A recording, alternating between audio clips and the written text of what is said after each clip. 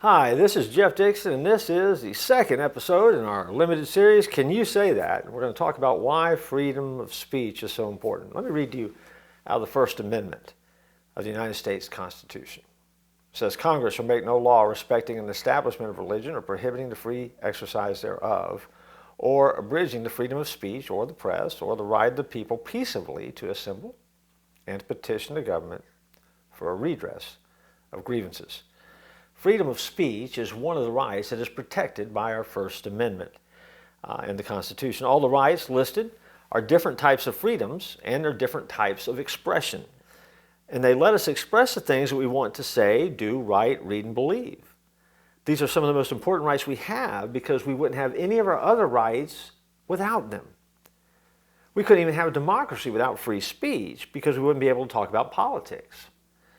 All the freedoms that make Americans great depend on the freedom of speech. That's how important this topic is. And so when we ask the question, can you say that? The idea is, well, I hope so. See, freedom of speech and the other freedoms listed in the Bill of Rights are human rights.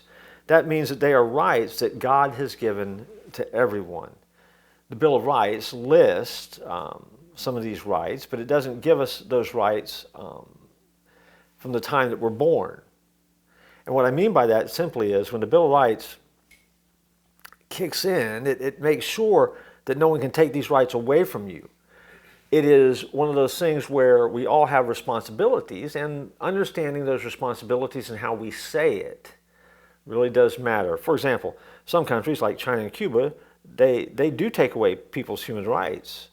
And yet we are fortunate to live in America where those rights are protected. But freedom of speech is more than just words. It's more than just the things we say. It's also the freedom to write, to say things online, to paint, to draw, to make music, and to even protest. Free speech is about being able to express our thoughts and opinions. Free speech never includes violence or hurting people or property. Those things are not free speech. Those things are not protected.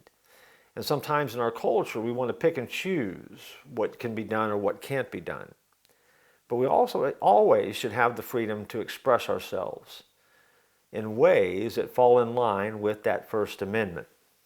Some people in other countries protect people's right to free speech, but nowhere are they protected like they are here in America. For example, in the United Kingdom, people can't say anything that make other people feel uncomfortable or even accuse a judge of being unfair. Even though some of those restrictions might seem good at first, it made it easier for governments to take away other parts of free speech. Remember I said in the first episode that if you can take away free speech first, then other things begin to dwindle and are a lot easier to take away later. One of the reasons in America we have to fight so hard for the ability to hold on to free speech is because when we let that go, other things fall like dominoes behind them. And so even in a nation like the United Kingdom, the intent or the verbiage or the way that you say it is no longer allowed. And as a result, some things have come behind it, even in a free nation, where some of those rights have disappeared.